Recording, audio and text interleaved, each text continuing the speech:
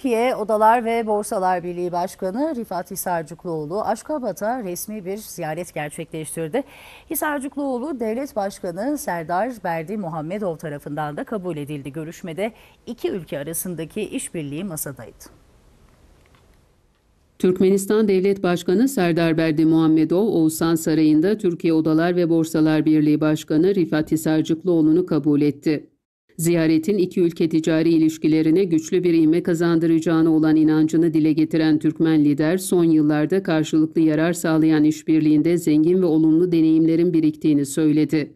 Hisarcıklıoğlu da Türkmenistan'ın başarılarından ve kazanımlarından büyük memnuniyet duyduğunu ifade etti. Türk iş çevrelerinin Türkmenistan'daki yatırımlara olan ilgisini dile getirdi.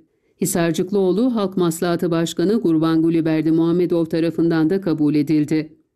Görüşmede iki ülke KOBİ'leri arasında işbirliği olanakları ele alındı. Ülkedeki küçük ve orta ölçekli işletmelerin uluslararası alana entegrasyonlarının sağlanması konularında görüş alışverişinde bulunuldu.